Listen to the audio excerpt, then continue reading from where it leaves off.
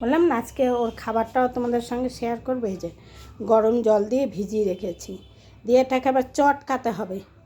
একটু যদি গোটা গোটা বাদে খাবে না, ফেলে দেবে। দিয়ে আবার চটকাবো, চটকে আবার জল দিয়ে ভালো করে সুন্দর করে মাখবো। দেখলে তো আজকে ওর খাবারটা দেখালাম। আর এই হচ্ছে ওর খাবারের বাস্কটা। দাঁড়াও, এটা এমনি লুজ আনা হয়েছিল, 1 বস্তা আনা হয়েছে। ছেলে পরশু দিনকার ঢেলেছে। এটা ভর্তি আর এই 3 দিন ধরে খাওয়ানো হচ্ছে। বস্তা 1 বস্তা এনেছিল। এর আগে ওই ড্রামে 1 ড্রাম আনা হয়েছিল, ওই ড্রামে আরও ড্রাম আছে। এই যে দেখো, এসে এখানে বসে আছে। কালকে একদম বাইরে বেরোয়নি, খুব শরীরটা খারাপ ছিল, সারা দিন শুয়েছিল। চলো শোনা, আসো, আমি চা খাবো, আসো।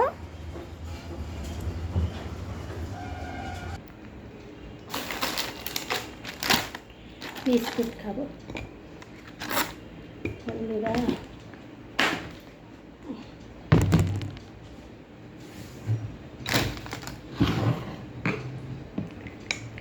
কালকে আমার ডগিটা তোমাদেরকে বলি নাই, অসম্ভবই শরীর খারাপ। কালকে থেকে না, শরীর খারাপ কদিন থেকে, তাও হচ্ছে কালকে এমন পরিস্থিতি হয়েছে বন্ধুরা, একটু উঠে বসেনি, কিচ্ছু করেনি, একটা ডাক পর্যন্ত দেয়নি। খুব ভয় লেগেছিল।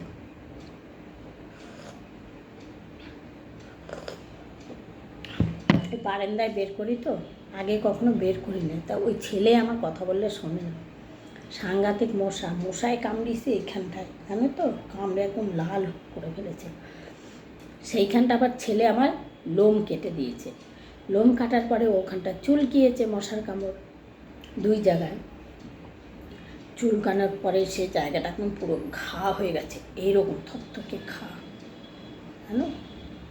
আর সমানে গড়াগড়ি যা রক্ত পড়ছে, কিচ্ছুটি খাওয়াতে পারছি না, ব্যথা তো। দিয়ে আমি বললাম, তুই কী করেছিস? ও কেটেছে, ও দেখেনি, কেটেছে পরশু দিন না, তার আগের দিন রাত্রে। আমি অতটা খেলো, তবে আমি তো ওকে খাওয়াই দাওয়াই, আমি সব কিছু করি।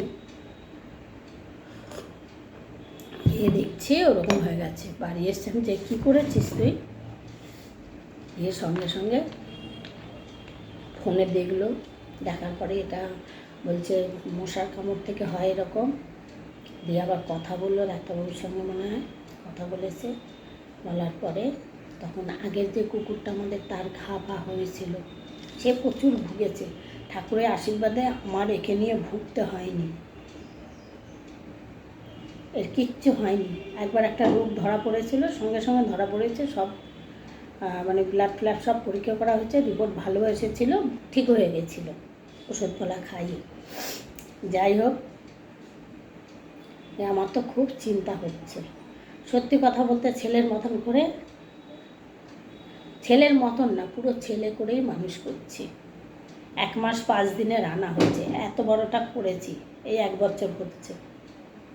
এর জন্য আমি সব কিছু বন্ধ করে দিয়েছি। আমি বর্ধমানে আমার ঘর ভাড়া মাসের পর মাস আমি দিয়ে যাচ্ছি, পড়ে আছে, সব দেওয়া হয়নি, এখনো বাকি আছে। শুধু এর জন্য আমার বাড়ি গেলে এতই ভালো, তারও কুকুর ছিল, মারা গেছে। বলছে মাসিমা ওকে নিয়ে আসুন, একটু আদর করবো, আমার বাড়িতেও আসবে, আপনি আপনার কাছেও রাখবেন, অসুবিধা কিচ্ছু হবে না, আপনি নিয়ে আসুন। ফোন করলেই এই একই কথা তার, ওকে নিয়ে আসুন, আমি কুকুর খুব ভালোবাসি। এখন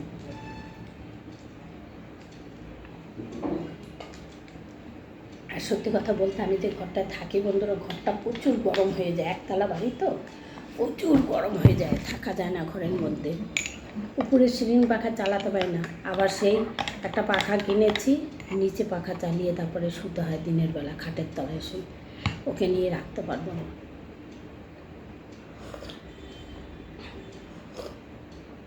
সে আমাকে যতই বলুক, তার বাড়িতে আমি ভাড়া থাকি, এই যে বলছে এইটাই বড় কথা, এরকম কথা কেউ বলে না। যে প্রচুর শরীর খারাপ হয়েছিল, যে রাত থেকে একটু, কালকে রাত থেকে দেখছি একটু খেলছে ঠেলছে, উঠেছে। দিয়ে আজকে বারান্দায় বেরোতে চাইছে, কি বারান্দায় বের করলাম, মশা মারা ধূপ ধরিয়ে নিয়ে এসছি, গিয়ে খাটের তলায় শুয়ে পড়েছে।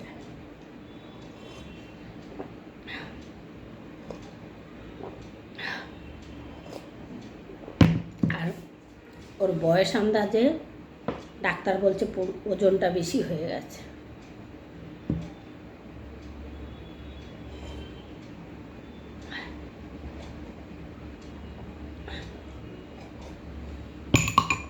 ঠিক আছে বন্ধুরা, টাটা, রাখছি।